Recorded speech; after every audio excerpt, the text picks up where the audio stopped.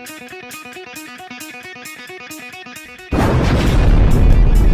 everybody, and welcome back to the movie Battleground. I am your host today, Robert Parker, and we have a match for you today, and it's going to be a good one. Two of the best competitors this league has to offer are going head-to-head today. This is going to be an amazing fight.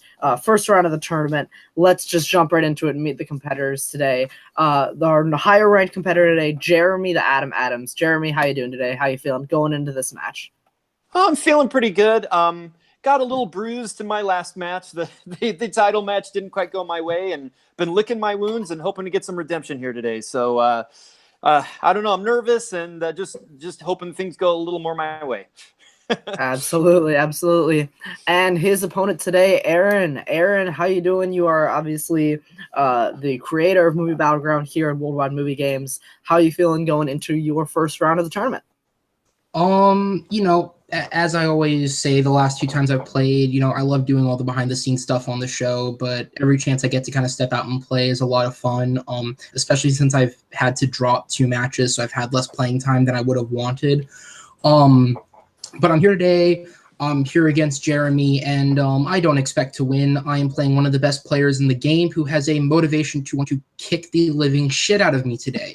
So this is going to be a lot of fun. I'm just here to make jokes, except instead of being responsible for running the show, I just get to make jokes. So let's do this. There you go. And as you may be able to tell by my sniffles and my hoarse throat, I am down with the sickness, but I also have my notes here, and we are ready to go. So let's just explain the rules real quick if you're watching for the first time, or if you need a reminder. How the main round is going to work is there are going to be 4 main round questions. Each question is going to consist of an opening argument from both players, where each player will state their case and sort of just introduce their opinion. And then there will be a 5-minute open forum session where the players will yell at each other as much as possible. And then there will be a closing argument where everybody will be able to wrap up their argument in a pretty little bow. And then I'm going to take about 16 minutes to deliberate and figure out who I want to vote on. And then we'll go on to the next question. You have to extend the videos, right? Exactly, because we want to extend the video length. That's the purpose here. That being said, so that's how the 4 main round questions are going to work. We're just asking that you keep the opening and closing arguments as concise as possible. And the main round, like I said, they are all going to be 5 minutes, unless somebody pulls out their extension rule. If a player at any particular time in the match, once per match, they can ask for an extension, or if they know they have more to say about this specific question at the beginning of the question, before it's even announced, you can call for the extension, and the open forum will be 1 minute longer. So that's how the main round questions are going to work. Each question's worth 1 point, and if we get to a speed round, I will talk about it more once we get there. Did I miss anything, Aaron? No, you did good. Perfect. That's what I like to hear. So with that being said, let's just hop right into the first question here. We thought it'd be fun to ask, what is the best song in a Renaissance Disney movie? So the Renaissance period of Disney was sort of from 1989 to 1999, most of the 90s. What is the best song? There are a lot of movies in this decade, and there are a lot of great songs to choose from. Jeremy, we are coming to you first. What's the best song in a Renaissance Disney movie? All right. Well, anyone that knows me probably knows that Disney is huge for me. I'm a huge Disney fan. I live here in California, near Disneyland. I've been there over 100 times. I've watched every Disney film throughout my entire life, and I'm an old guy, so I was around when this Renaissance kicked in. I was 10 when Little Mermaid came out. I was there opening day for Beauty and the Beast, Aladdin, all of those films, and it was a huge deal watching those movies, watching the studio that had been dormant rise again with these tremendous films. And a big part of it was the music. The first films there, Little Mermaid, Beauty and the Beast, had Menken and Ashman, the great music team that brought us this great music. But it all, really came to a head in 1994 with The Lion King. The Lion King, I think most people would agree, is really the zenith of this period of Disney. This is when everything came together. The technology that they had been building up with the use of computer technology and new techniques visually, the use of sound, everything that was going into it just really came to its perfect zenith with the Lion King. And I have chosen from The Lion King what I think is still, to me, the standout song from the film, and to me, like one of the most powerful, awesome sequences ever in any Disney film, and in like any film really, and that is The Circle of Life, the opening scene from The Lion King. Now, again, the films leading up to this had a lot of innovative music. You know, you'd have scenes like Belle, sequences like that in other films that they were kind of story songs, and they were really innovative and really cool. But this is when they were getting even more innovative by, you know, we're doing this story is set in Africa, and it's about animals in the African plain, and they brought in actual African musicians, African instruments, brought in a singer named Lebo M, who sings the opening of the film in Zulu. And this was a big deal in the 90s, like the fact that there was this type of music in a Disney film that we hadn't heard. Kids hadn't heard this kind of music before. They were being introduced to something, and this is something that Disney really hadn't done very much, bringing in other cultures, and it was a very important moment, and it worked so beautifully in the film. And then you have the singer Carmen Twilly actually singing the song. The song was written by Elton John and Tim Rice. They were brought in on this project, and it's everything you want in a Disney song. It's catchy, it's powerful, and then again, the use of computer technology in that scene when all the animals come for the coronation of the new king of Pride Rock there, the newborn Simba. Everything builds up to him being lifted in the air with this beautiful song, with this beautiful melody. It's powerful. I mean, honestly, once you get to the end of that sequence, I cry every time. It's the ultimate like moment in pretty much any Disney movie. It's so powerful, such a great song, everything that you could want. And when it ends and cuts to that title, The Lion King, in red letters, there's nothing like it really in any Disney film. It's still powerful, and the legacy of this movie lives on. It's still loved. It's just the film, the song, it's everything you can want. It is the ultimate Disney song from this period. All right, definitely a passionate argument by Jeremy. Aaron, what is your pick for the best Renaissance Disney song? Okay, well, to speak on some of the talking points that Jeremy brought up, but for those of you who don't know, I'm also a Disney fan. I live on the other Disney park, Orlando, Florida, because I work in Disney. I have free access, and I don't use it nearly as much as I should. And I wasn't alive during the Disney Renaissance, but I was around to see movies like Home on the Range and Chicken Little in theaters, which means I appreciate the Disney Renaissance more than others because I got shit when I was a kid. You got good movies. No, so I went with a more unconventional choice of song. I went with, and let me get the official name because I realized it's not the official name. The song is Heaven's Light, Hellfire from Hunchback of Notre Dame. And I'm taking a bit of a different approach than Jeremy is. And I see where Jeremy's coming from with Circle of Life. Jeremy is talking about the scope, the spectacle, what it was for the time it was released in. Hellfire is something that's so different and unique from a lot of Disney movies, and that is the same for the entirety of Hunchback of Notre Dame. It is a Notre Dame. That's the white person kicking in there. It's a lot darker than a lot of other Disney movies, and I think that hurts it in a way because when it tries to be a lighter Disney film, it clashes tone, and I think that's what brings the film down. But the parts that work in this, some of the best in the Disney Renaissance, and this scene is the pinnacle of that movie. You have a character in Frollo who is a priest of the Roman Catholic Church who is supposed to stand for what's good in the world. And he's just such a vile, evil human being who wants to rape Esmeralda. Let's just say it. He wants to rape her. He wants to do awful, awful things to her. He wants to kill Quasimodo. This is a Disney movie. And there's a song centered around this stuff and the demons that he's dealing with. And I'll get more into it in the actual argument, but it's just so different and so unique and so related to the story in ways that you wouldn't have thought Disney would do at that time, that I think that's why I think it's the best. All right, potentially an unorthodox pick coming from Aaron, but a good one nonetheless. We're going to start our open forum session. We're going to have 5 minutes. Once one of you starts talking, I'm going to put 5 minutes on the clock, and we'll be ready to go. So whenever one of you wants to start, go ahead. Right. Well, you already set up my first. You already set up my first point for me, which is the idea of a tonal clash. Hunchback of Notre Dame was an interesting effort from Disney, but that's a movie that has tones going all over the place. It has cutesy scenes with gargoyles, and then it has really dark material, and it all clashes. And my movie, Circle of Life, sets the tone for the film. It sets the tone for the entire film. It sets a consistent tone, and because of that song and that sequence, everything going forward works so perfectly in The Lion King. Whereas your song comes later in the movie. movie. It clashes. It doesn't fit with the rest of the movie. It was an interesting experiment to try to go dark like that, but it really doesn't work. And the song itself is not as catchy. I don't come out of the movie singing that, and that you need that in a Disney song. You need to be catchy. You need to be memorable. You need it to work with the tone of the film, and it just doesn't in the way that The Lion King does. But see, here's the argument, though, for Hunchback of Notre Dame.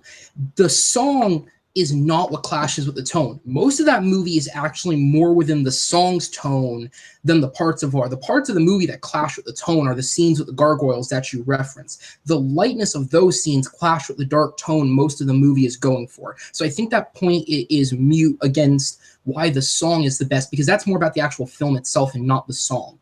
And here's the thing with Circle of Life. It's a cool moment. It's this big, grandiose moment to start off your movie. You know, you have all the animals coming in. You have the I believe you said it was Zulu, the language they're singing in. You have all the big music coming in from it, and then you have the cut to the title. It's a really cool, interesting, you know, kind of separated opening sequence to a film, a cool little short film within what is a good movie. But it's so unrelated and it's so uninvolved from the rest of the film that I don't think that makes it the best. I don't even think it's necessarily the best song in that movie. I would have personally gone with something like Be Prepared from that film. And maybe this is just me, but I don't think catchiness has to be something within a movie, because if we're talking about the catchiness of the song, let's be honest with ourselves. The only part anybody remembers, and please excuse me for butchering this African language, but it's just na sabenya barari tarara. Like, nobody knows what they're saying, and obviously that's because it is a completely different language, but we just know the kind of the vocal tone and the sound that it's making. Nobody actually knows the lyrics to that song. They just know the vocalization at the start of the song, but nobody even knows what that's saying as well. So it has a catchy beat to it, but it's not actually that memorable of a song in and of itself, because the song part is what gets forgotten. That's patently untrue, because, I mean, the fact that people are trying to sing along to an African Zulu language in itself says something about the power of the song. And The Circle of Life is an incredibly catchy song. Anybody that watches that movie is singing along to the day we stepped on the planet and blinking stepped into the sun. Everyone sings along to that. It's an incredibly powerful song. And when I'm talking about clashing tone, it's through the whole movie. You've got, in Hunchback, you've got Quasimodo, who's this like upbeat kind of character, and he's singing out there. And then you've got Clopin with the puppeteer, and it's all that stuff. And then the movie like goes into these other dark areas, and it just clashes. And your song, if you lifted out that song from the movie, I think the movie would be even better, because it hurts what is going on. It hurts the spine of the movie, because you have to take 4 minutes with this villain character, and it doesn't move the story forward. It doesn't really fit with Quasimodo and his story. It takes you out. It takes you to a really dark headspace, and I think kids, it's really like challenging for them. And it was an interesting thing to try. It doesn't really work. And I just want to say, if you didn't pick like the key song of the movie, you picked the villain song, and it's not even the best villain song. There are 5 better villain songs from the Renaissance period. You've got Poor Unfortunate Souls from Little Mermaid. You've got two Gaston. Just because we have limited time. You have 2 Gaston songs that are better than this, with Kill the Beast and Gaston. You've got from Tangled, Mother Knows Best. These are all more memorable songs. And yes, catchiness is part of the Disney thing. You want to hum along. You want to be drawn into it. You don't want to be taken out by some weird dark song that belongs in an old opera and doesn't really belong in a movie like this. And as far as The Lion King goes, that absolutely, it sets up the movie. It sets up what this is, that this new king that's been born, and all the expectations that are on him. It's all set up in the opening of the scene, and we follow, okay, the expectations are put on Simba. People expect him to be a certain thing. And then when everything goes wrong, that's always set up in that scene. And at the end of the movie, you have a circular story where his son is born, and he holds up his son. It's such a perfect beginning and ending. It's awesome. And to be able to do that with music is such powerful storytelling. Yours is a weird moment that kind of is out of the movie. It isn't the best villain song, and it's not. You say my song isn't the best song in my movie. Yours is like the 4th best song in your movie. You've got Bells in Notre Dame. You've got right there. Topsy-Turvy. We're going to call time right there, so we're just over 5 minutes. If you have something that you didn't get to say, just write it down and make sure you address it in your closing argument. With closings, Jeremy, you can actually continue where you left off. Okay. Jeremy's closing argument when you're ready. Okay. The Circle of Life sequence, people walked into that theater, and it was a mind-blowing sequence, but it doesn't end there. The legacy of that song lives on. They made a Broadway musical out of The Lion King. Seeing that music in a completely different context with live performers is powerful.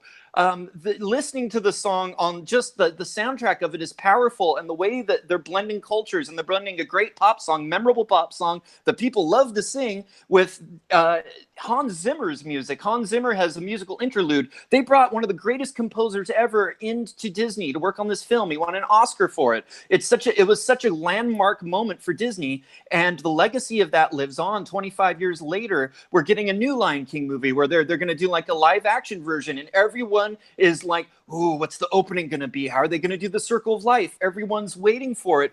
Isn't that legacy with Hellfire? Okay, it's a villain song. Oh yeah, that was that Frollo villain song. Like I said, it isn't Poor Unfortunate Souls. It isn't Gaston. It's not on that level. People don't think of it the same way. Hardcore Disney fans, are the ones that are like, oh, that was a good song. That was a good song. But it's not a resonant song. It isn't something that really is the standout part of that movie. Bells of Notre Dame is the standout part of that movie, not Hellfire. And that's more powerful because it involves Quasimodo and his story. It isn't just this moment with this villain. And again, I appreciate they brought in those themes with the villain, with his emotional turmoil, but it's weird in a Disney movie. It doesn't really fit. It was a nice try. It doesn't really pay off, and it is not on the same level as Circle of Life. All right. Strong argument from Jeremy there. Aaron, when you are ready, go ahead and finish your closing argument. Okay, going off that point that he just made about God damn it, I just lost what I was thinking. Anyways, okay. Okay, here's the thing though. You're talking about the clashing of tone in the movie, and you're talking about how this song doesn't really fit in a Disney movie. The problem is you're talking more about the problems with the movie as a whole, and this is about the song itself. And I admitted at the front, the movie has issues with clashing tone, but most of that movie goes for a darker tone. And it's the scenes that have the lighter tone that are forced in there because it's a Disney film, to serve the fact that it's a Disney film, is what hurts it. If you didn't have those moments in there and Disney just went for it and made this straight darker movie than anything that they had out at that time, this song would stand out more. It's just the problem is the movie itself is so clashing that people don't remember it, and that's why the song isn't remembered. But that doesn't mean it's not a great song. Just because something's remembered doesn't mean, or isn't remembered, doesn't mean that it's not great. This song, within the context of the film, presents to you the complex emotions that this awful, awful human being that serves as the villain is feeling, surrounded by the beautiful imagery of dancing flames in the church, and the whole scene comes together, and it's this couple-minute sequence that is so dark and so out there and so bold and so ballsy for something that Disney has done, and they never really did it before, and they haven't done it since, really. It's so different and so unique, and I just think most of your argument was against the issue of my movie having clashing tones, which I admitted right away. I don't think it's one of the best Disney movies because of that issue, but the stuff that works, and this freaking works. With Circle of Life, it's a beautiful scene, it's a cool opening moment, but I just, in terms of talking about a Disney song, yeah, it has the following behind it, and yeah, it's catchy, and yeah, it has the big moment at the start of the film, but I think Hellfire is the best because it's the most unique, it's the most original, and I think it does a really, really good job of presenting your villain in an interesting and unique way that Disney hasn't really touched since. Whew. All right. You guys are starting out not making my job easy right off the bat. So I liked what Aaron was saying there at the end about how just because the song is remembered doesn't necessarily make it the best. But Aaron also earlier in the argument said that Circle of Life isn't remembered either. So that conflicted a little bit. I did like what you were saying, Aaron, about how it does introduce the villain in a really, really unique way. It is dark, and there are problems with the movie, and you did try to focus the argument a little bit more towards the song. where you're saying that Circle of Life is a little bit unrelated to the film. It's a little bit uninvolved. But Jeremy did kind of counter that and say, well, that the whole movie Lion King is a circular story. So I think Jeremy brought a lot to the table as far as it's catchy, memorable, it's powerful, the legacy of it with the Oscar, Hans Zimmer's interlude, the culture blending. I think both of these picks are really, really good, but I think Jeremy brought a little bit more to this argument. So I'm going to give the first point to Jeremy. Jeremy's going to take a 1-0 lead. There's still at least 3 questions left, so plenty of game left. Oh, I also realized I didn't say this at the beginning of the show, but for those of you watching, if you want to know the criteria based on how I'm grading, you see I make lots of big notes and lists. But basically, I'm judging based off of what people bring to their own argument, as well as how they attack the other person's argument and how those rebuttals are countered. So it's basically those 3 criteria, and that's how I'm judging the arguments if you want to know a little bit more detail about how I think. So, with that being said, let's hop right into question 2. Aaron, you're going to be going first this time. We are asking, what's the best performance by a child actor? So there's a lot of movies, including The Wrinkle in Time coming up. That's what this movie, or this question is kind of in honor of, where they're led by child actors. So child actor we defined as 16 or under when they filmed the movie.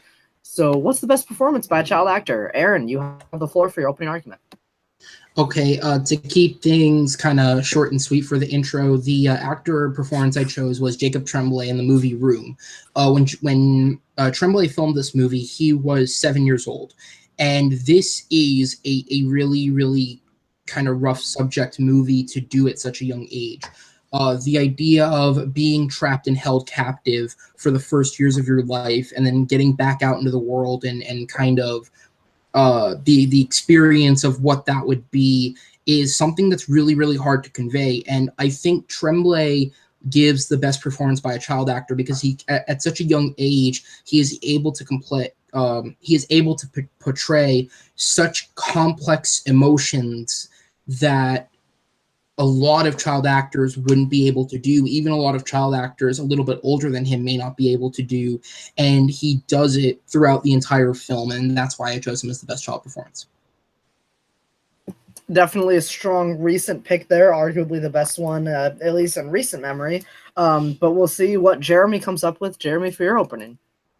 All right. Well, I went with an actor who was a little older. I believe he was 15 when they filmed the movie. He's playing a 12-year-old.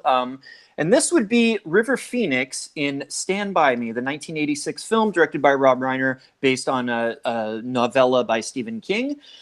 This is a coming-of-age story about 4 boys in the late 1950s. They hear a kid that they knew died, and they go on a trek to find the dead body. And throughout the movie, you see these 4 kids go through these kind of adventures and bonding with each other. There's a lot of humor. There's a lot of some adventure, some suspense, a scene where they almost get hit by a train. But underneath it all, there's this tremendous emotion and humanity. And even though there's a great chemistry between the young actors, you have Will Wheaton, you have Corey Feldman, you have young Jerry O'Connell, and you have, of course, River Phoenix. There's a great chemistry between them, but underneath it all, it is River Phoenix who plays Chris Chambers, who is the boy from the wrong side of the tracks. Everyone thinks of his family as being trash. He has a low self-esteem about himself, and you can see this, going on in him. But he's such a caring character. Like, he is the soul of this group of boys. And even though his life is so rough, he is still this caring individual. And it's the moments with him really shine through. He kind of steals the movie. He's the soul of the movie. And I think it's the best performance by a child actor because you see a star born on screen, and it is so much of him. It is so much of River Phoenix. This talented young guy had all of this in him. He had something, you could see something in this guy emanating out, and you see a star being born, and he plays the humor, he plays the sadness, he plays so much in this film, and it's all him. I mean, yeah, Rob Reiner is a good director and everything, but you really see that this actor has all of this in him. And I don't think I've ever seen another performance that's quite on the same level, conveying all of that and stealing the movie and being able to be a team player, with a great camaraderie with the other guys, but when he gets his moments, man, those moments resonate. And what a powerful young actor. And I don't think there's anything quite on the same level as Chris Chambers as portrayed in Stand By Me. Alrighty, River Phoenix and Stand By Me versus Jacob Tremblay in The Room. Or not in The Room. Oh, hi, Jacob. In Room. Very different movies. Knew that joke was coming. Yeah, so I had to at some point. Both would scar children. Oh, absolutely. For completely different reasons. And one would sexually educate them incorrectly. Yeah, So with that, let's go into this open forum. We're gonna have 5 minutes to debate Stand By Me versus Room, and specifically the children actors' performances. So whenever you guys are ready, I'm gonna put 5 minutes on the clock.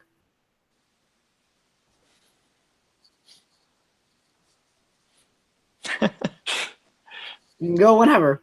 I was gonna let Aaron take the lead on this one, but I guess I'll go. All right. The thing with Jacob Tremblay is, of course it's an impressive performance, but a lot of it is about the director and the co-star. Brie Larson and the director of the film are a big part of why that movie works. It's the way that he's directed. It's the way that she plays off of him. It's really a team effort that creates all of that. And a lot of the most emotional scenes in the movie really are Brie Larson's moments, as opposed to just the boy. And the boy, obviously is impressive, but he is a little bit one note. He's angry. He's upset. He doesn't understand things. He lashes out. We kind of get that note over and over throughout the movie. And then I think if you look at Tremblay, like more recently he was in what's that? The Colin Trevorrow movie, Book of Henry. Like you can see with a director who's not on the same level, he doesn't give the same level of performance. But if you look at River Phoenix, every performance River Phoenix gave was great. That guy never phoned it in. He was always fantastic. He was a consummate actor from a young age, and it's all there in his performance, in his talent. He doesn't need the director. He shined through, and this is his shining moment. This is the time when he came out and showed who he was, stole the film, showed himself as this great character. And the moment in the scene where he gives a speech about how he stole milk money, tried to give it back, and then everyone thought he was a thief and his reputation was ruined, and he breaks down in that moment. We haven't seen that vulnerability from him yet in the film, and he breaks down. That kills me more than any scene in other movies. In any other movie, it's so powerful. And again, it's him. It's Phoenix. He doesn't need one thing handed to him. He has all of this within him, and that's why it's better acting. And yes, it's impressive that a 7-year-old could do that, but he had the director, he had the co-star, he had everything boosting him. You look at him in another movie, it's not quite the same. But I think the same argument can be made for your movie. You already said it yourself. He had a great director in Rob Reiner making that film. He had 3 other co-stars to bounce off of consistently throughout the entire film that were all his age, all on his same level. So you can make that. No performance is made just by the performance itself. It's about the help that you have around it. Because here's the thing, like you pull out a movie like Book of Henry as an example. First off, this is about the one specific movie, not about their career outside of it. But you pull out Book of Henry, that's a movie that from the ground up had a poor script. If you don't have a good script behind it, you don't have good material to work with. You're not going to deliver a good performance on the same level as something you've done before. And I understand what you're going with that argument, but you can apply that theory to just about any actor in the world. Freaking Al Pacino and Robert De Niro aren't giving good performances nowadays, and they're some of the best of all time. You can apply that just about anywhere. If you don't have a good script, you don't have a good director, you don't have a good foundation, you're not going to put in a good performance. And even more so with child actors, because they don't have the experience to try and pull out the good performance on their own the way other actors can and have done in the past. So I understand where you're coming from, but I don't think that's as valid. I know we're not arguing outside the movie, but again, River Phoenix was in some terrible movies. He was in a movie called Thing Called Love. He's in a movie called Explorers, and he's great in all of those movies. He was always great. And I think you can see a difference in his performance in Stand By Me. Yeah, Rob Reiner's a good director, but Will Wheaton and Corey Feldman and Jerry O'Connell are not as good as he is. He blows them off the screen in that movie. There's something that is the character that resonates because of his performance. If we're talking about the background help, that's also in proportion to what he's given in the script. If that character is given more in the script to do than the other characters, then naturally, if you have a good enough actor, he's going to advance and do better. Will Wheaton has way more. Will Wheaton, we get a lot more backstory. We get his relationship with his brother, played by John Cusack. We get stuff with his parents. We get a lot with Jerry O'Connell, and then we get a whole thing with Corey Feldman and how he was abused by his dad, who was a military vet. We get a lot with all of them, yet they don't resonate the way that the River Phoenix scenes do. And at the end of that movie, we get a scene where he's walking away. They're parting ways at the end of the movie, and then the movie is told in a narration, and it tells us that he has died, like in the current time. And it's so powerful because it's him, because it's River Phoenix, it's Chris Chambers, it's that performance. If it was any other character in that movie, it wouldn't resonate in the same way, because we're invested in that guy and we're invested in that kid, and he was always great. Like, I wanted a whole Indiana Jones movie based on him because he's such a great actor, and Jacob Tremblay has not done that in other film. I know we're arguing this movie, but you can see, okay, Brie Larson and him are working, they have a good working relationship, she's giving him a lot, the director's giving him a lot, but he doesn't jump off the screen the way that a young River Phoenix did. This guy was a star. This was a star-making role, and it's so powerful. In that moment, like, oh my God, he's dead? Not Chris Chambers, not River Phoenix. I mean, there's nothing like it. It's on a whole other level. Okay, but then to kind of go off that point, you're constantly talking about how like you can see he's a better, realistically speaking, in terms of the performance. And I understand that I chose an actor that is younger than River Phoenix. I understand what I'm giving there. But if we're talking about from the perspective of the age, your actor is in a movie where all the lead cast are his age. They should all be giving the same level of performances, and they do. Jacob Tremblay is at 7 years of age, is in a movie where he has to portray such complex emotions. And this kid, yeah, you said like, oh, it's one note, he's filled with anger. You would be filled with anger if you knew nothing else except this room, and then all of a sudden right thrown back out. Time right there. Let you go a little bit over, but I hate interrupting people in the middle of big thoughts. But Aaron, conveniently, we're going to you for opening arguments or closing arguments first. Keep it going. Keep it going. You want to open again? You want to open again? Going. Yep. Closing argument. All right. I know. Look, here's the thing, okay? Jacob Tremblay, at a very, very young age, was cast in this movie in which he has to portray this kid who has basically spent his entire life having no quality of life. And he's thrown back out into the world, and it almost, in a way, harms him more than it does helps him until the end of the movie, where he finally has that closure and starts to come back around. And I think a lot of the arguments that you're using against Tremblay's performance within the film can be applied to any actor in any movie. If he doesn't have a good director, if he doesn't have good co-actors, specifically Brie Larson to go off of, and obviously Larson did end up winning an Oscar for this, so it's easier to say, oh, well, it's all her performance. If you don't have a good script to go off of from the ground up, you're not going to have a good performance. And here's the thing.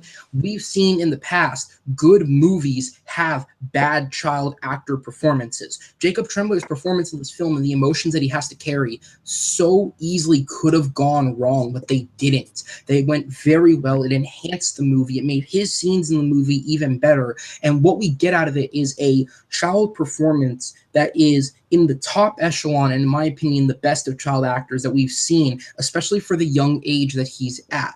River Phoenix gives a great performance in Stand By Me, and I'm not going to take that away from him. But the fact of the matter is, every hit that you've used against Jacob Tremblay is something that can definitely be applied to River Phoenix in that movie. He had a great director in Rob Reiner. He had a great script to work off of, and he had three other actors, of the same age that he was working off of through most of that movie. He had the same type of benefit that Jacob Tremblay had, except Jacob Tremblay was able to deliver that much emotion at such a young age, and I think that's what makes it more impressive, because the older that actors get, they should be getting better at acting, and that the pinnacle of that explanation is when you watch the Harry Potter franchise. You can see as those movies progress that they are becoming better and better actors because they're older and they have more experience in the game now. So River Phoenix, on a technical level, should be better than Jacob Tremblay in that movie, because he's had more time to hone his craft and to become a better actor than Jacob Tremblay has at 7 years of age. But what Jacob delivers in that movie, the amount he has to deliver it, being the co-lead at 7 years of age, that's what makes it all the more impressive, and that's what I think makes it the best child performance in a movie. Alrighty, passionate argument there from Aaron. Jeremy, you're closing whenever you are ready. All right.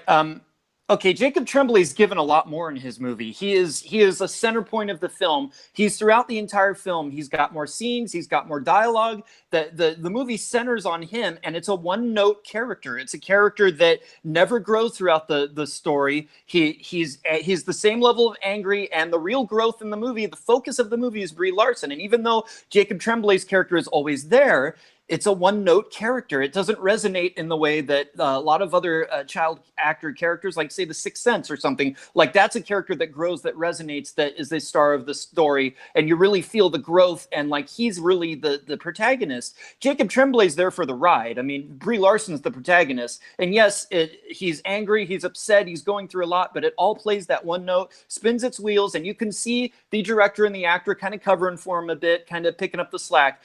Whereas, you know, I gotta say you're wrong. You say that River Phoenix is basically given a lot with the script, with the director, with the other actors. He isn't really. He's the supporting character. Will Wheaton's the lead. He is the supporting character. He gets a few minutes to come in. He doesn't have a lot of like long dialogue scenes. He gets a few choice moments throughout the film, and he steals that film. He blows every other actor off the screen. He blows the adult actors off the screen. You don't remember John Cusack's great. You don't remember John Cusack in that movie the way that you remember River Phoenix. It's a star-making role that continued. Like he became a star in that movie, and he continued that. And you look at the legacy of River Phoenix. He was a great actor, and it was all there in that movie. And you know, I don't think that he was given what Jacob Tremblay was. Like, he didn't have an older actor working with him in every scene to kind of shepherd him. He had to find something in himself to bring to this small part, to the supporting role. And when that character factors in, when we find out what happens to him, when you find out his tragic backstory, those moments have to hit. And those moments don't hit with Corey Feldman. Those moments don't hit with Jerry O'Connell. Those moments hit with River Phoenix. And he's one of the most memorable child characters in any movie. And by all rights, he shouldn't be. Why is he? It's because of his performance. You know, Rob Reiner couldn't give that to Corey Feldman. He couldn't give it to those other kids. The script didn't serve them the same way. It's River Phoenix. And in a small role, it's way more nuanced and way more, there's way more going on with that character than there is with Jacob Tremblay. It's an angry little kid who's been through something tragic and is upset, and that's all you get from that character. River Phoenix, he's a very bitter kid. He's a character from the wrong side of the tracks. He's been abused. He's been mistreated. He's got a lot of anger, but at the same time, there's something sweet and sensitive and caring in this guy. And he always puts others before himself. It's so nuanced. It's so powerful. He's funny in the movie. Like Jacob Tremblay, there isn't like comic timing in that performance. There's tremendous comic timing and almost Saturday Night Live level humor that the kids do, especially River Phoenix. Like, he's so funny. He's so dramatic. Like, there's so much range in that supporting performance with limited screen time. And there's also a really scary moment where Kiefer Sutherland's a bully and there's a gun involved. And it's like the power emanating from River Phoenix in that entire movie is way more than it should be. It's way more than any of the other characters. And it's more impressive for a supporting character like that than it is for a kid who's given so much from his director and from the script. He didn't have the script. He did it. He is such a great actor. What an amazing performance, and how stunning that is from River Phoenix. All right, so I have spent that break looking over my notes, and this one is difficult. Lenny Abramson was the director of Room. I don't know if you guys just weren't remembering that or something. I knew it. I just didn't say it. Okay, that's fair enough. But I believe he wrote and directed Room. Brie Larson did win an Oscar for her performance.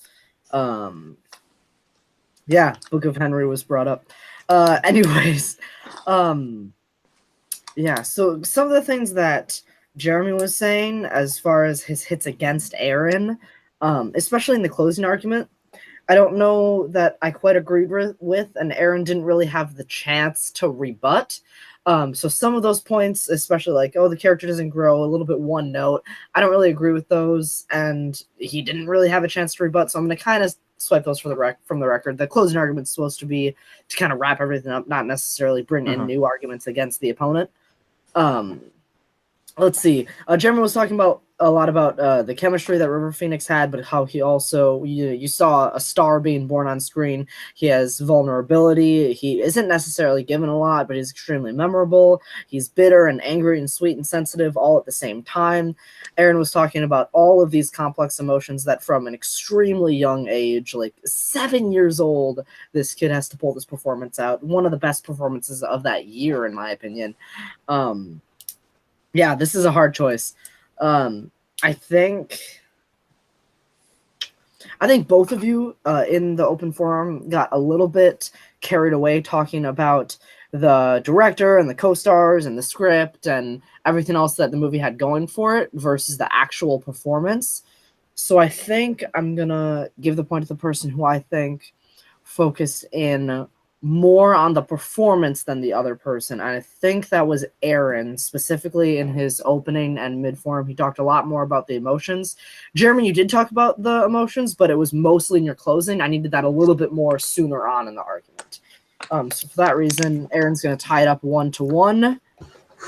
And we're going to go to question 3. This is a really cool one. I like this question a lot because there are so many options to choose from. But we thought it'd be cool to ask, what is the best combination of an actor and director? So an actor and director that have done 3 or more movies together. What's the best combo you can think of? Jeremy, we are starting with you whenever you are ready. All right. Well, again, there's a lot to pick from, but I'm picking an actor-director team that I think changed cinema. Oh, I'm sorry. I forgot to say I'm going to use my 1-minute extension on this one. Oh, yeah, absolutely. I'm going to use mine as well. Okay. So it's 7? For 7 minutes. All right. Okay. So, all right. This is an actor-director team that changed cinema forever. This is a director who's considered one of the greatest of all time. This is an actor that's considered one of the greatest of all time, and I think it's largely because of their collaboration. The 8 films that these two made together cemented both careers. They changed our perception of what acting in cinema can be, of what filmmaking can be. There's so much that these films did, and this, of course, is Martin Scorsese and Robert De Niro. They began their collaboration in 1973 with Mean Streets. They continued to do such films as Taxi Driver, Raging Bull, The King of Comedy, Casino, Goodfellas.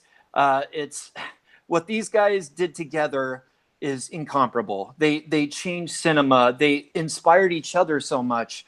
You look at Raging Bull, for example, which was a passion project of De Niro's that he wanted to have made because he was invested in the story of this real-life boxer, Jake LaMotta. He got Scorsese to make it. Scorsese didn't want to at first, but they kind of inspired each other. And then, like some of the greatest boxing scenes ever filmed, Scorsese was inspired by De Niro to take on this project and figure out how to do these scenes. And he made such the amazing scenes, but at the same time, Scorsese pushed De Niro to be the best he could be, to throw himself into the boxing, to become physically fit and do these amazing boxing scenes. And Jake LaMotta, the real Jake LaMotta, said he could be a professional boxer. That's how good De Niro was. That's how much he was invested in this film. And then later in the movie, you see him later in life, he had to gain all this weight. At the end part of the movie, De Niro really did that. He gained a whole bunch of weight, became a fatter man to play the sad guy at the end of his life. And it's like the way that they inspired each other to do these kind of things, there's nothing like it in cinema.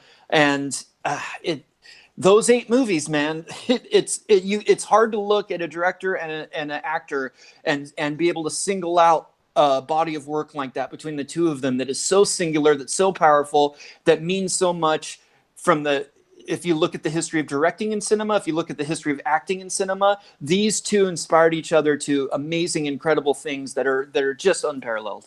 All right, definitely a good pick there by Jeremy. Aaron, what are you thinking? Opening argument. Okay, well, clearly this argument is just going to delve into what list of Scorsese films is better, because I went with the other one that he's famous for, Martin Scorsese, and wow, I said that sounded really weird. I don't know why. Martin Scorsese and Leonardo DiCaprio. Obviously, they haven't been working together as long as De Niro and Scorsese have, but in that time, they've produced 5 films together: Gangs of New York in 2002, The Aviator in 2004, The Departed in 2006, Shutter Island in 2010, and The Wolf of Wall Street in 2013. These two working together, and the reason I think they're the best pairing is because Scorsese took De Niro, who, and a lot of people forget this, at the time of Gangs of New York's release, DiCaprio was still very much kind of the pretty boy that was coming off of Titanic and coming off of Romeo and Juliet with Baz Luhrmann and like movies like The Beach.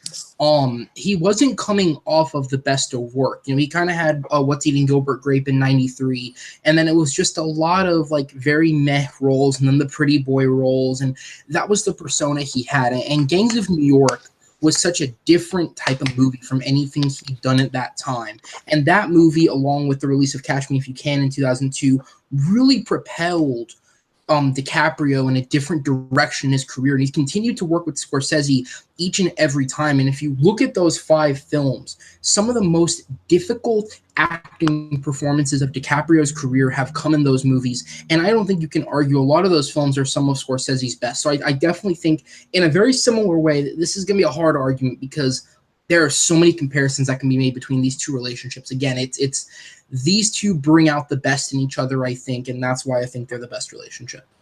All right, so we're going to go into a 7-minute open forum. I think this is Aaron can correct me. I think this is the first 7-minute open forum we've ever done. No, I forget which match it was, but it was one of the matches I hosted. They did the same thing. They pushed They pushed 1 to 7. I don't know if it's uploaded yet. I'm a raging liar then, so I apologize for lying to all of your faces. This is another 7-minute open forum round. I'm just going to ask that you guys try to avoid in this open forum just saying my Scorsese movies are better versus my Scorsese movies are better, because that's really hard for me to judge. Scores? I'd prefer not. All total, like all 13 of these Scorsese movies are really, really good. Like, I mean, you can read scores if you want, if it's going to help you get to another point, but try to avoid circular arguments. Try to do something a little bit innovative with your argument.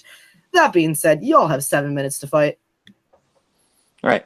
I want to do a mental exercise real quick. I want to imagine I'm going to first do a director exercise and then an actor exercise. I want to imagine that Scorsese only made the movies that he made with De Niro, and then he only made the movies that he made with DiCaprio. If he only made the movies that we made with De Niro, he's still Scorsese. He's still one of the legendary filmmakers of all time who made Raging Bull, who made Taxi Driver. The movies that changed cinema still exist, and he's still Scorsese. If he had only made the movies that he made with DiCaprio, he'd be a footnote. He's that guy that made pretty good movies in the 2000s that got a couple awards, but they didn't like change cinema. It's not on the same level. And then I also want to do an actor exercise real quick. Take the Scorsese out of these guys' filmography. Take the Scorsese films out of De Niro's career, and what do you have? He's not De Niro. He's De Niro because of his collaboration with Scorsese.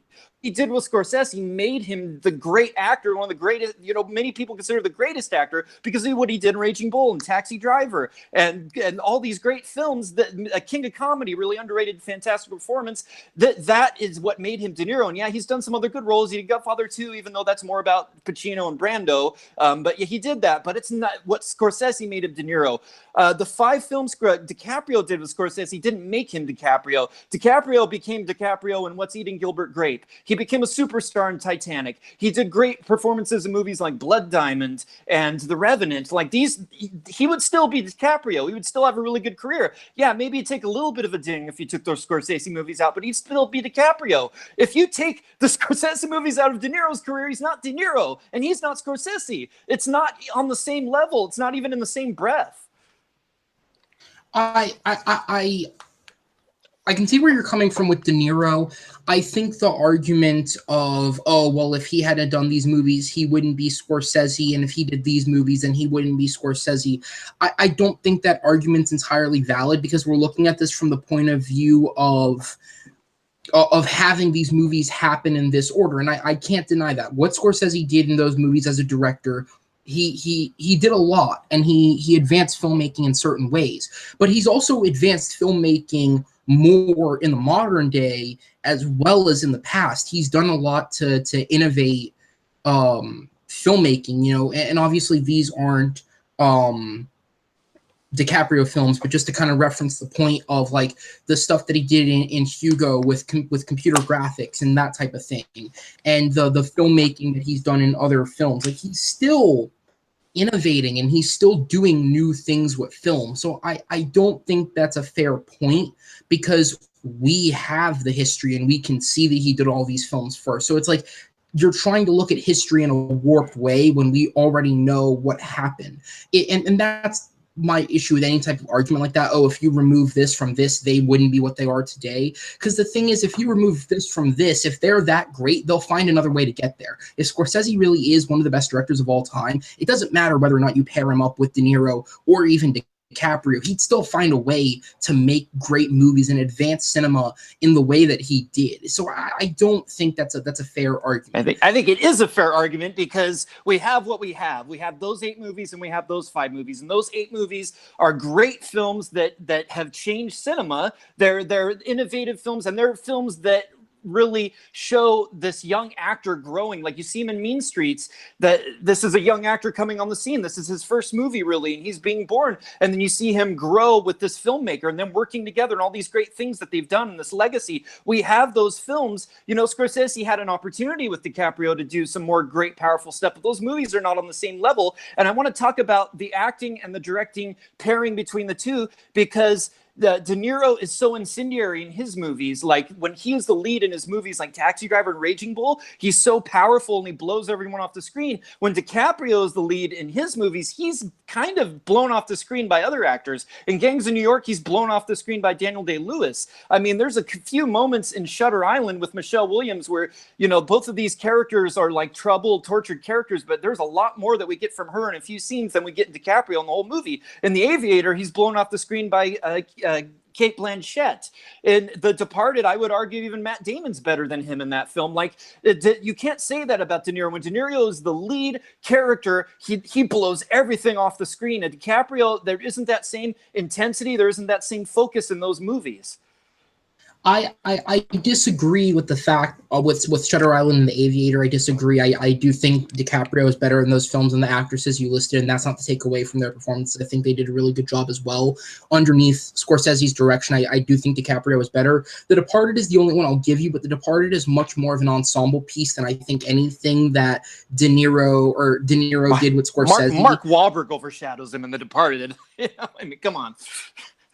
Yeah, but I that doesn't mean that's not saying that DiCaprio's bad. It's just he gave a good performance. It's just that is more of an ensemble. The way that film is built from the ground up is more of an ensemble. So there's not as much to try and build. He should have held his own with Day-Lewis. I mean, he is the lead. Day-Lewis is the villain. He should have stood up there with him, and Scorsese couldn't give him what he needed to do that. It's not on the same level. There's no De Niro movie where he doesn't stand up.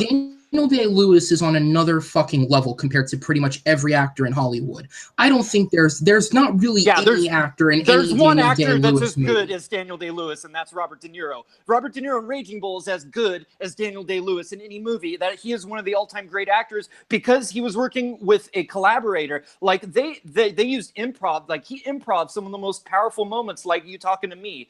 He improved a lot of the stuff they did in King of Comedy. That's because they trusted each other and they could get each other to these amazing levels that DiCaprio never gets to in his movies. And, you know, look, what's the main theme of a lot of Scorsese films? It's mental illness. It's anguish. This is what is the key theme of Scorsese's storytelling. And in the De Niro movies, that is so well communicated. Like we see the seething, the anguish in these different characters. In Taxi Driver with Travis Bickle, this is a tormented Vietnam veteran who is in so much pain and anguish, and he conveys that. In Raging Bull, this boxer he's like a child and he's raging and he's so volatile. And then in King of Comedy, this guy who wants to be a star, who is a loser, who's a mentally ill guy. But in the DiCaprio movies, in The Aviator, he does some tics toward the end of the movie and he repeats things, and that's how we know he's mentally ill. In Shutter Island, the script tells us he's mentally ill. He doesn't convey it.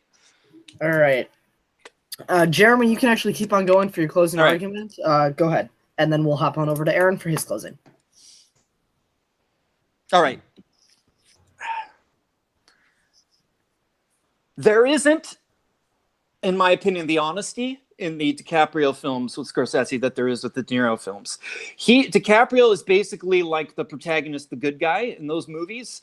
And, you know, there's not a film, you know, where he is like, even in Wolf of Wall Street, where he's a piece of shit, we're still like into him and we still kind of like him because he's so charismatic. It's like there's a lack of going all the way in those. Whereas with De Niro, he'll go anywhere with Scorsese. He'll go to the darkest, shittiest shit. He'll go to the depths of the human soul. There's no limit. And we're always fascinated. How does he do that? How does he play such a horrible guy in Raging Bull? A guy beats his wife, a guy who accuses his brother of terrible things, who's just this raging, simmering, horrible guy. And yet we care. That powerful moment at the end of Raging Bull where he's in the jail cell and he is at the darkest point in his life and he's hitting his head on the side of that jail cell. Like, what's wrong with me? What's wrong with me? Like, that is the depths that he goes to, and we care and we're invested even though we shouldn't be, because these two artists can get to that level. And when I was talking about legacy and looking at just those films, what I'm saying is there's a legacy in those films that's always going to exist. And it's like right now they're going to be working again. The Irishman is coming out. Finally, after 25 years, these two are going to be working together again. And so many people are excited to see this because this is a pairing that isn't like none other. This has gone to places that no other actor and director has gone, and we want to see that again. You know, if miraculously Scorsese is still alive and making films in 25 years, and he and DiCaprio reconnect, it wouldn't be the same. It's not like it would be like, oh yeah, they worked together a long time ago. It wouldn't be like, oh my God, it's the guys that did Raging Bull and Goodfellas working together again. It's not on the same level. And DiCaprio, yeah, I actually think he's better working with Spielberg and Catch Me If You Can and other stuff. Like, he doesn't go as deep as I want a guy to go in a Scorsese film. He doesn't go deep like De Niro does.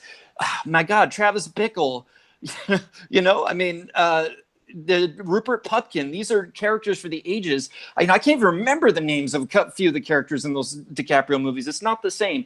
De Niro and Scorsese changed cinema, and that will live forever. And there's nothing else on that level. There's nothing that's Raging Bull or Taxi Driver.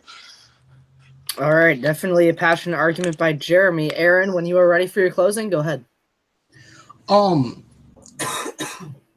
Here, I think that Scorsese and DiCaprio are the best pairing because the fact is they've worked together 5 times, and each and every time they have created amazing films together. And you're saying that DiCaprio is always playing the good, nice guy. On Wolf of Wall Street, he's a piece of shit, but he's still like the good guy.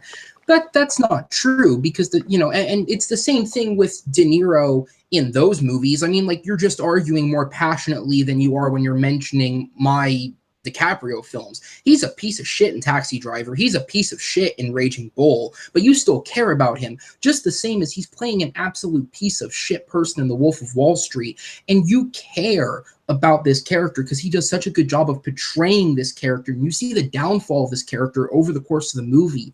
And it's one of those things of he's a good guy at the start and he's a good guy at the end, and you see that full transformation and you care about him the entire time. There's not one moment in that movie when you're watching this and not caring about this character. And it's the same in the other movies. You know, he's kind of a dick in The Aviator. In The Departed, he's obviously playing a double agent. He's not a good guy in that. And in Shutter Island, he's playing somebody who's mentally ill. He's playing roles that are just as challenging as what Scorsese wrote or had written when he was working with De Niro. It's the same type of deal. It's just, I think that it's done, obviously, those movies have that pristine on them of being done first. And Scorsese did things that at the time weren't being done, so it advanced cinema, and they have all that pristine on them. Overall, I think the relationship is better with these two, because I think these two haven't made a bad movie, because there's 2 movies in your list that you did not talk about at all. New York, New York, which is not a good movie. It's not a good movie with De Niro and Liza Minnelli. And then Cape Fear, which I think Shutter Island it's a remake of a movie. And I think Shutter Island did that same type of idea, but better later on with Leonardo DiCaprio. It's just, I just feel that these two, again, you can't take away what De Niro and Scorsese did, because at the time it's stuff that wasn't being done, but I don't think that's what makes it better. I think that DiCaprio wouldn't have gone down the career path. It's like I said, he had What's Eating Gilbert Grape, and I'll give him that, and he was great in that. But that's not the career path he was on. He was on the career path of a pretty boy. He was in Titanic. He was in Romeo and Juliet. He was almost Anakin in the prequels. He was going down a very different path than the Leonardo DiCaprio we know today. And starting with Gangs of New York with Scorsese is what pushed him down a different direction and pushed him with both Scorsese's films and other films to challenge himself as an actor later. Whereas De Niro had already done stuff like Godfather Part 2. He'd already done movies like that by the time that partnership with Scorsese was really formed and secured. And his career probably would have gone down the same type of path. Holy crap, guys. Wow. Yeah, wow. You know, this was kind of an argument of a career-changing pairing versus a career-defining pairing. You know, Aaron, you were talking about you can't really warp history as far as Jeremy kind of saying, you know, without Scorsese, you know, they wouldn't be who they are now. They wouldn't be seen as that. Jeremy, I liked what you were saying as far as DiCaprio is overshadowed in a lot of his Scorsese movies. I do agree with that point, except for The Departed. Well, I mean, including The Departed is what I meant. But you brought up a lot of specifics in there. Aaron talking about Cape Fear and New York, New York at the end there. Yeah, this is tough. These are definitely two amazing pairings. I don't think you can say anything bad about either of these pairings. What won me over, I think, was really, especially the passion and the specific examples from Jeremy about saying specifically, you know, these two people in Hollywood, arguably two of the best filmmaking presences of all time, were defined and cemented and changed cinema from their pairing, whereas Scorsese and DiCaprio just made some good movies. I think that argument won it over for me. So I think Jeremy is going to take the 2-1 lead over Aaron on that one. All right. Last main round here. Aaron, you're going to be going first on this one. This is a question I like quite a bit. This one, as well as actually a few others from this match, were written by our very own JTH, Jeremy Hastings. So shout out to Jeremy for writing some of these great ones, because love you, JTH. Yeah, these have been some great ones. But specifically, this one is my favorite one that he sent in to me, and that is, what movie could make or would have made the best cinematic universe? So not necessarily a franchise, but a cinematic universe. What movie could make or would have made? Aaron, we're going to you first. Opening argument. Okay, and what you just said there is exactly what I'm going to build off of. This isn't about being a franchise. This is about making other films within the universe. And the example that I gave to Robert, because Robert was originally a little iffy on accepting my point or not. And the point that I gave as kind of a defense of it was more like, if you look at the MCU has its own individual franchises within it, but then you have the entire universe that it's built within. And that's why I think The Matrix is a perfect candidate for this. You have the Matrix trilogy. You have the 3 films centered around Neo and Morpheus within this universe, but there is a whole other world in this Matrix that you can explore. There are different parts of the Matrix you can explore.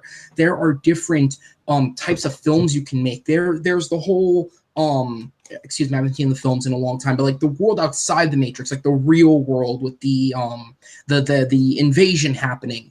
You have all these different areas that you can explore, and you can make all sorts of different types of films, kind of like the MCU tries to do within this one universe. And that's why I think the Matrix is a ripe universe to have a cinematic universe in. Alrighty, Aaron defending The Matrix as it would make a good cinematic universe, or could have made a good cinematic universe. Jeremy, open your argument when you are ready. I picked a movie that I think has endless possibilities for a cinematic universe. I picked the beloved family comedy adventure classic, second time talking about Rob Reiner tonight, The Princess Bride from 1987. This film was about a grandfather who brings a book to read to his young grandson. That is the story that he reads him, is The Princess Bride. And in this, we get this story that they're telling about, Wesley and Buttercup, these young lovers that are separated. It's an adventure story. We have awesome supporting characters. We have villains. It's kind of like an, medieval sort of setting, but it's adventure and there's fantasy and everything in it. And then it's this wonderful story, and it's also this wonderful framing story with the grandfather and the grandson kind of connecting and through this telling of the story. But the movie in and of itself is great, but there's so much potential there because there's so much richness in the story in The Princess Bride. We can do other stories in that world, other stories springing off of that story. You have Inigo Montoya and Fezzik. They're this great team of the swordsman and the giant that he's with, and we could have adventures with these two characters. Like, they're such likable characters, they could be the leads of their own movies.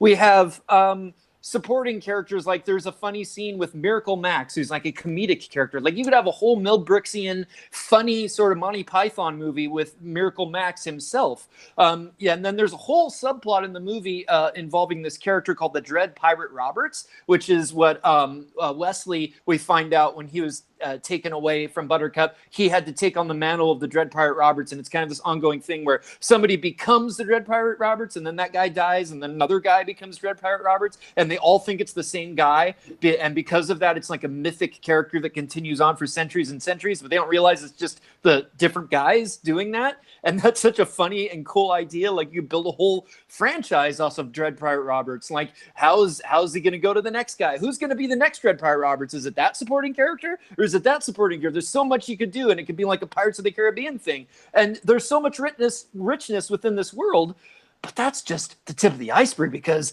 they're reading books. He read a book called The Princess Bride to him. There can be other books. You can have the grandfather and the son reading other books. They could read books about space travel. They could read into any genre. They could read horror books. There could be whole other universes going on within this universe of the grandfather and the son.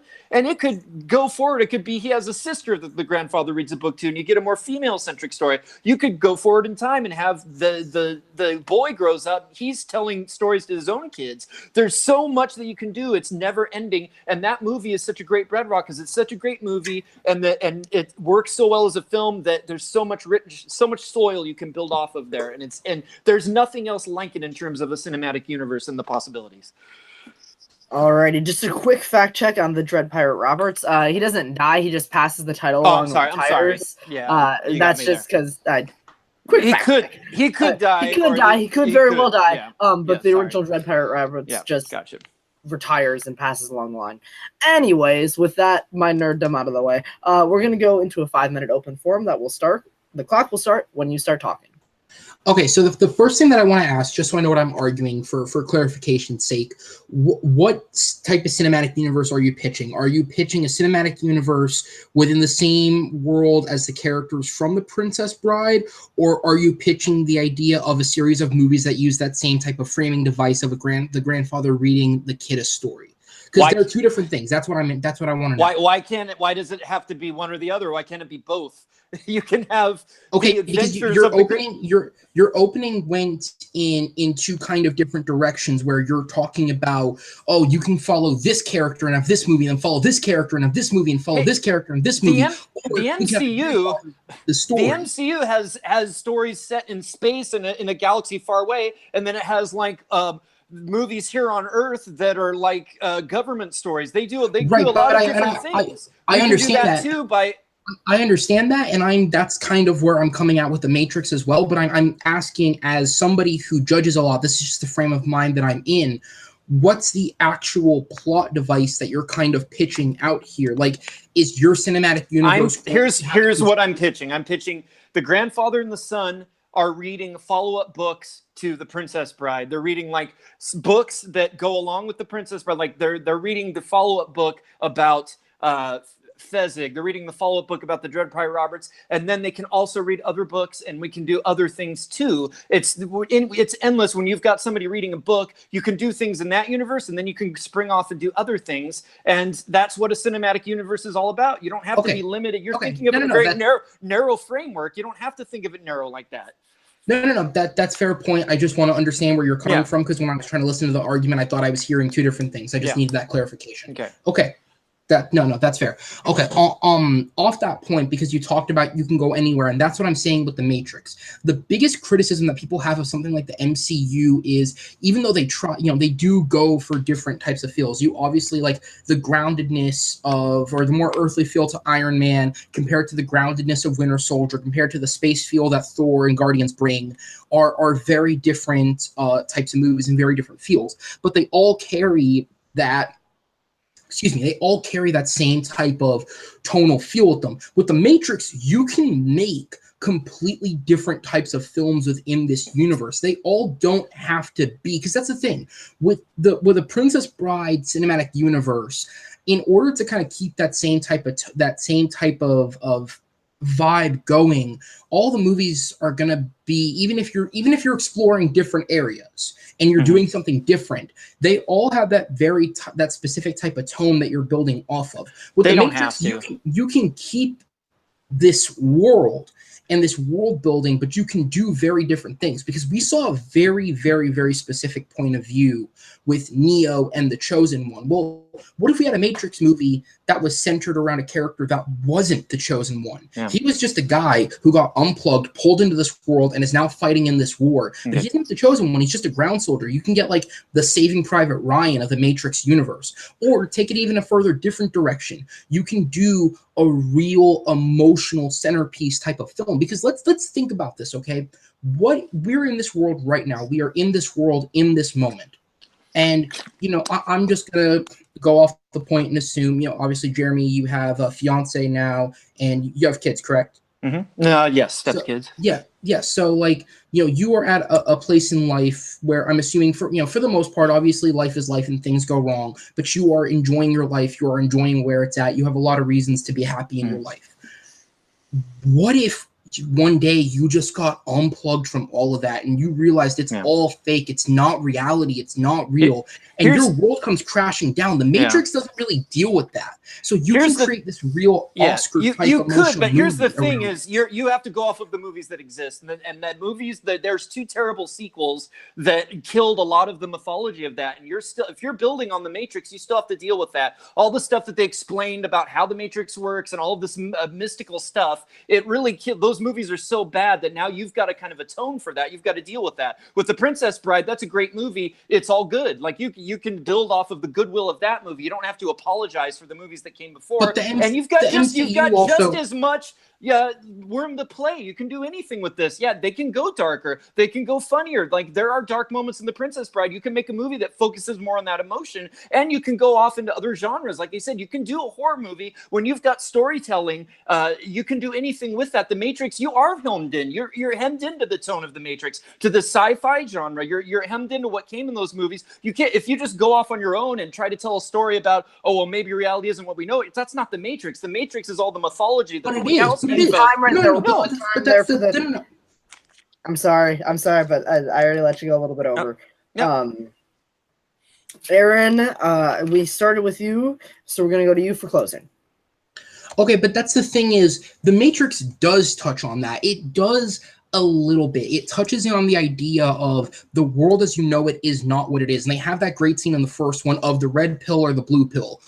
Excuse me, again, I have not seen these movies in a while, so I forget which one is which. But you can choose the pill that will send you back to your reality. You won't remember any of this. You won't know what's what. And you get to live there in your perfect little life forever. Or you can take the other pill and stay in this world and stay here and learn what all this is really about. It touches on it ever so slightly, and then it goes off into the action part of the movie that we all love and know it for. Take that part and expand it and make something wholly original. Make something where you have somebody who is living a great life. They have nothing wrong with their life, and all of a sudden it just comes crashing down on them because none of it's real. And the world that they're actually living in now is this awful, awful thing. Let's take that 2-second scene of Neo making that split decision of red pill or blue pill, and let's expand on that and make that a movie. Let's have that idea and deal with that reality of, I know what the world is now. is it right to forget about it and just go back to what I had and not do anything about this? Or should I stay here and try and do something and try and change that? You're still keeping with the tone of the Matrix. You're just building off of it in a different direction, and you're building off of it in a different way, which is, again, one of the criticisms of the MCU. It doesn't necessarily do that all the time. It's the same type of recycled movie, just told in slightly different ways. With the Matrix, you can really do something different, and that's the problem, I think, with a Princess Bride universe. Is that movie, it's a good movie, but it has such a specific tone and type that if you veer too far from that, like you're saying, and you do something that's really dark and horrorish, or you do something that's very light and fluffy, more so than the original movie is, well, at that point, now you're just using the name to make a movie, and you're using the framing device to make a movie, and that's not a cinematic universe. That's just using something that was successful in the past to make something else to try and replicate that success. What I'm pitching is, with the Matrix, is there's enough mythology there, and there's enough there with the war, with the two different worlds, with all this built into it, that you can go in different directions and still touch on that sci-fi element and still stick with that same type of tone and feel that the Matrix trilogy gives you, while doing something very different with the different types of movies you're releasing. Whereas I think in order for it to be an actual fair universe built around the Princess Bride, you are a little more boxed in than you're thinking, because at that point, if you're pitching movies that are very, very different tones, you're just pitching different movies building off of the Princess Bride success, not an actual cinematic universe. Alrighty, that's Aaron's closing, and Jeremy, whenever you're ready for your closing. Okay, here's the thing. You know, you're talking about this idea about the Matrix, like what is reality and what's not. Like, the first Matrix movie did that. It dealt with all of that. That's why we love that movie. It dealt with that in a good way. And then the story continued in sequels. And you're talking about the mythology, which you didn't get in any details and described the mythology. Very smart, because the mythology's fucking terrible. Like, everything that they get into in that, like how it works, like the Oracle, all this stuff, it gets so muddy. You get to that third movie, it's so like bad philosophy up its own ass. You don't care anymore. Those characters that were built up are flushed down the toilet, and there's nothing really to build off of. Basically, what you got to do is throw your whole thing away and go, okay, I'm throwing the Matrix out, and I'm starting a new Matrix, and I'm going to start with the basic idea. You're starting with the basic idea and trying to build off of that. You're not building off of the mythology of the Matrix, because it was so tarnished in those sequels, and you're very wise to not reference that stuff because it's so bad. I am building off the mythology of my world. I mentioned all the characters. I mentioned all the details. I mentioned the Dread Pirate Roberts. I mentioned Fezzik. I mentioned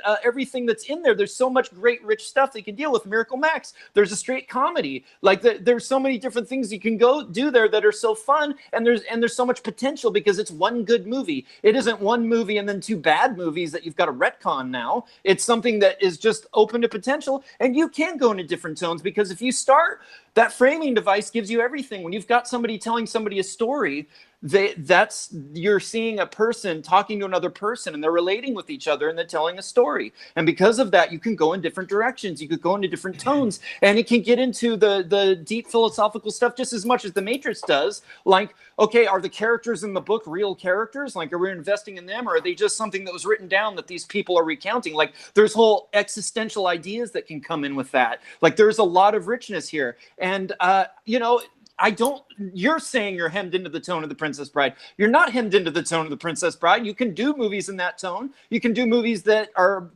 different parts of that tone, like the comedy, like the adventure, like the more serious parts, like just, you could do a straight romance story. There's different things. And then, like I said, when you've got the storytelling, with someone telling somebody a story, you can do a totally different tone and a totally different story, and it'll still work, and it'll still build off of that universe. You can expand the story outside of the story. You can expand the story of the person telling the story, of the grandson.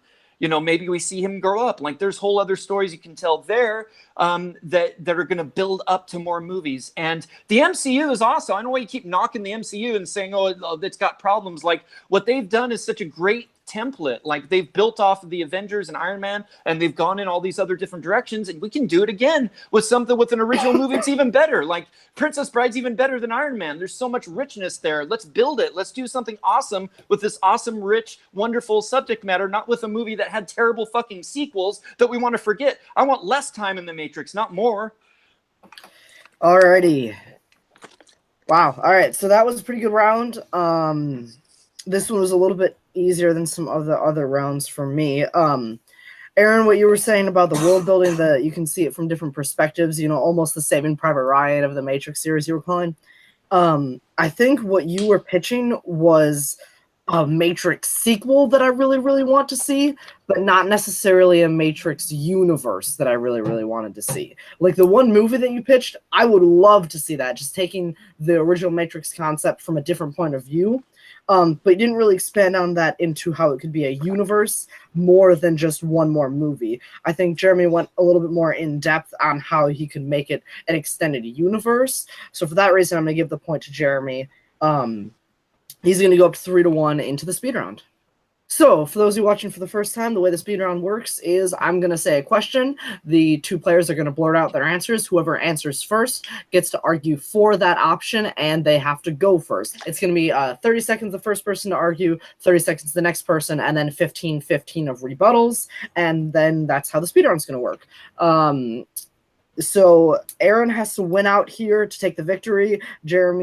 If Jeremy gets 1, then he's going to take the win, but we've seen some crazy shit happen. Oh, yeah. So nothing's out of the realm of possibility, basically, is what I'm saying. Do you guys have any questions about the speed round? I think I covered that as quickly as I could. Good enough. All right. Here's a cool one that I like. What is the worst villain in a film based off a Marvel comic?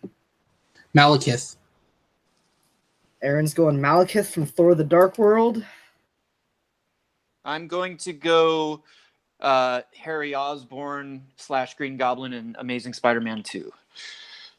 All right. Green Goblin and Amazing Spider-Man 2. Aaron, we're going to have you go first. 30 seconds when you are ready.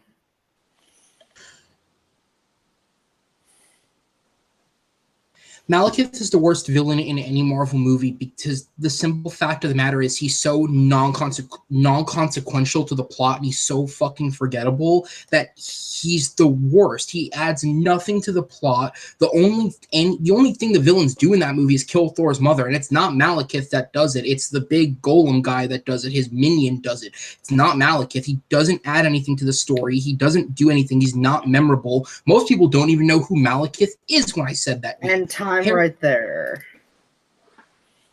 Usually I'm really bad at watching the clock on the speed run, so I'm trying to get better at that. Yeah. Jeremy, 30 seconds when you're ready.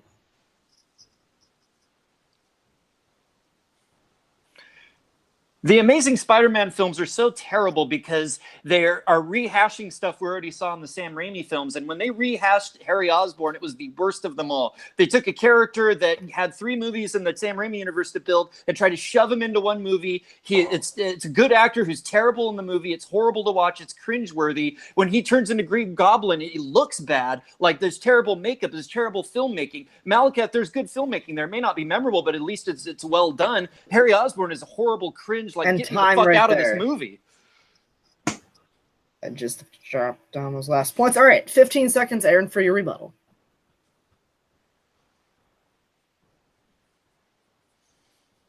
At least Harry Osborn brings presence to the film. Dane DeHaan gives a good performance in the movie outside of makeup. And yes, when it gets there, it gets a little iffy. But for the most part, he's there to serve a purpose. He's there to lead to the death of Gwen Stacy, and he does that, and that emotional impact helps the film. Malekith adds absolutely fucking nothing to Thor. And time right there. Whew. Jeremy, 15 seconds. Malekith is neither here nor there. He's a villain who's there to do a villain's purpose, and that's fine. We're invested in Thor. We've got a villainous presence working against him. Harry, like, that character almost destroys the movie. He's not good in the film. It's a bad performance. And when he kills Gwen Stacy at the end, it's like, what the fuck? Couldn't you have done that in a better way? Oh, man, I was leaning one way, and now I'm not sure. Oh, man. I completely agree, for the record, with everything Aaron's saying about Malekith. Completely forgettable. It's Aaron's argument was that it's almost worse to do nothing than to be bad. He was saying that Dane DeHaan still has a purpose, still has a presence. Malekith doesn't have a purpose or a presence. Jeremy, you were saying, focusing more on the filmmaking, that the inclusion of Green Goblin is just terrible in Amazing Spider-Man 2. I think I'm actually going to side with Aaron on this one, that being forgettable and not doing anything at all is worse than, not having a purpose. At least Harry Osborn has a purpose in that movie. So while I personally think Green Goblin's a worse villain, I am going to give that one to Aaron. 3-2. And I stand by what I said. I actually think Dane DeHaan does a good job in the movie outside of that end sequence. He does a good job before that, just as most actors in that movie do. He's terrible. I agree with Jeremy. Fair enough. Right. So, next speed round question. If you could only watch one director's movies for the rest of your life, what director would you choose? Steven Spielberg. Steven Spielberg for Jeremy. Okay. All right. I'm going to go with Martin Scorsese. All right, Scorsese versus Spielberg. Jeremy, when you are ready.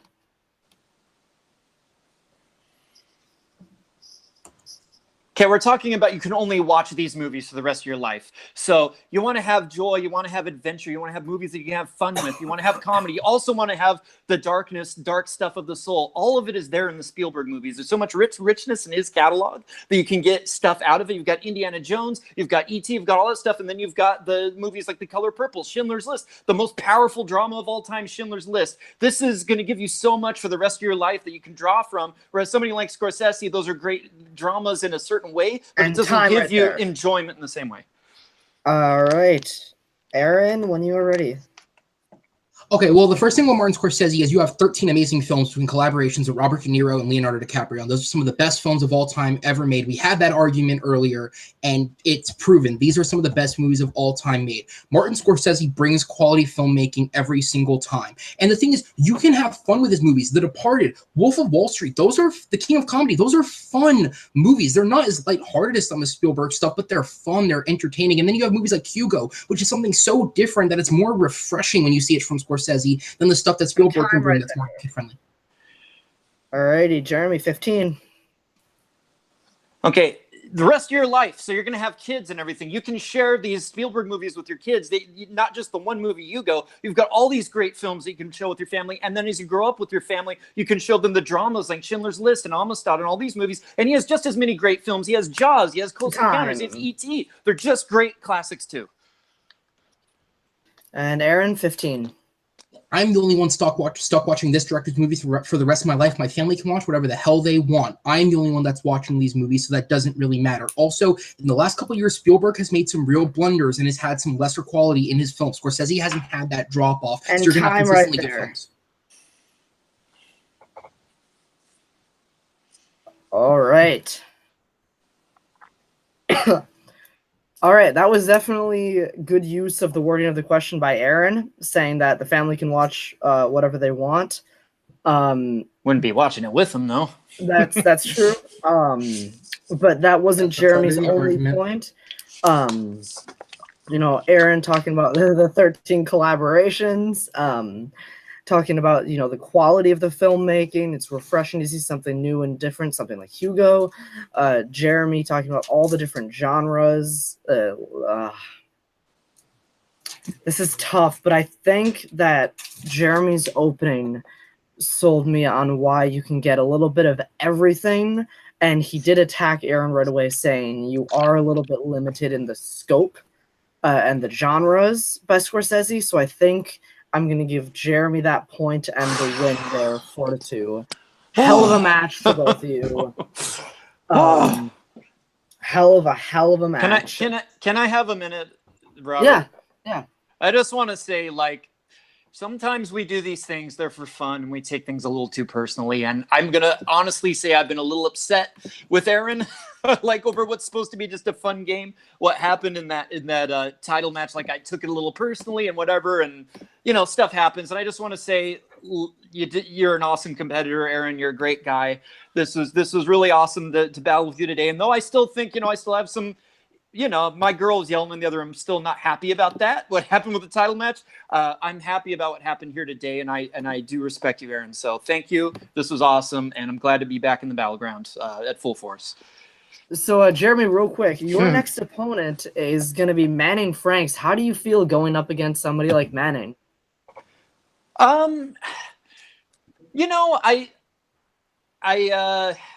I watched one of his matches. I wasn't all that impressed, but I'll do a little more legwork. I'll watch the guy's most recent match, see what he has to offer.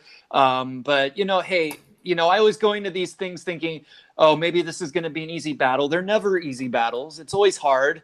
It's always like you gotta really go toe to toe with these guys, and man, I'm sure this is going to be a tough one. They always are, and I don't take them lightly. So here we go. Let's try to get to that. I had my chance at a title once, and after my battle with Greg that first time when I thought I didn't have a shot at winning, and I won that match, I said, if I can do that, I can do anything. I can get the title. And for once in my life, I want to be the champion of something. And I set out to do that, and it didn't go my way, but maybe I get a second chance here. So sorry, Manning, I'm going to have to go through you. I'm going to have to go through everyone else. I want that title. I want to fulfill the promise that I felt in myself in that Weinstein match. And here we go. All right, so that being said, Jeremy is clearly hungry for that next title shot. Aaron, how you feeling about your opponent today, his chances maybe against Manning, how you fared as competitor today? What's going through your mind? No, that was definitely a lot of fun. Like I said, it's weird because of the amount of preparation you put into doing these things, but this is almost less stressful than actually judging the matches. Oh, I bet. Because yeah. at least people won't be creating chat sections hating me because of my opinion on this one. Yeah. No, but here's the thing. I have a lot of fun doing this. I said I was going to lose. Jeremy's a great competitor. I just, he's on a whole different level than anything I faced. But, the fact is, at 2-1, I'm doing better than most of our admins, so I can feel a little bit better about that. I can feel a little bit better about myself. I've scored points, which is good. Sorry, Sue Breath. But look, obviously we have the rest of the tournament that I'm going to be focused on and making sure that all runs smoothly and we get all those matches out for you guys to enjoy. And then once the tournament's over, I look forward to coming back and competing again against another opponent and just getting those wins and going for it. So, what do I have to say about today's match, Jeremy? You're a great opponent. I had a lot of fun doing this. Thank you, Aaron. I look forward to watching you go on and continue and do great in this tournament. And then I look forward to denying you another title in a couple months. I'm kidding. Hey, Robert, I hope you're available to judge. Alrighty. It's okay. I had to say something to make people hate me in this match. That was it right there. Oh, of course. Yeah. So actually, we'll hop back to Jeremy. Jeremy, where can everybody find you online and all of your various efforts? Well, I am on the same network that the movie Battleground is on, Worldwide Movie Games. I am the head question writer for the There Will Be Trivia, the trivia matches that we have there with Chris Skywalker Doman as the lead. They have the singles tournament, the teams tournament. So be sure to check out those trivia matches. They're awesome. And I'm also a head admin on Full Metal Trivia and Full Metal Media, which is a separate channel, but we have our Full Metal Trivia matches on Worldwide Movie Games. And then on Full Metal Media, we have some original talk show content too. So check out everything there and check me out at Jeremy Paul Adams on YouTube and Jeremy Paul Adams on Facebook. Cool. And Aaron, what about you? Where can we find you? You guys can find me on Instagram at Aaron Connole. You guys can find me here judging matches and predetermining the winners I'm kidding. You guys can find me here at Movie Battleground judging matches, doing a lot of the stuff behind the scenes, hitting you up in your DMs, asking you for when you're available because I'm lonely and I need companionship. Once the tournament's over, guys, if you guys aren't a part of the page, be a part of it. It's the only way you guys are going to get in the matches. I'm not saying that as the host. I'm saying it as the person that sets the stuff up. It's really easy if I can find your name on the page and know who you are. So be a part of it.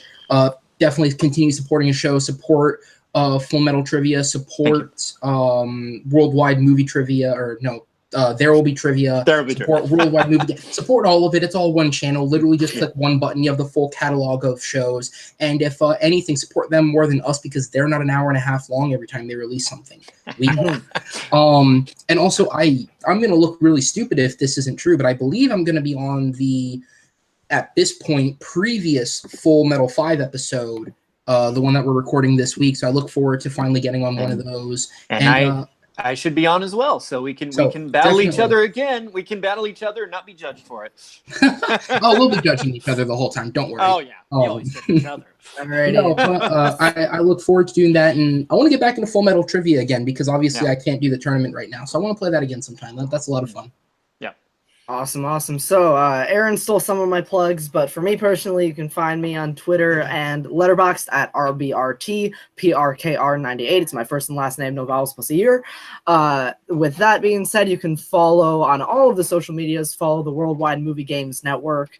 That's on the Twitter, all of the Facebook pages, whether that's Full Metal Trivia, Worldwide Movie Games, Movie Battleground. Join all of the Facebook pages to stay the most up-to-date as possible. Make sure you like, comment, and subscribe on this video here on the Worldwide Movie Games channel. If you want to match, like Aaron said, once the tournament's over, you can make sure that you stay up to date with everything on all of the various Facebook pages and the things, because he's the one who organizes it.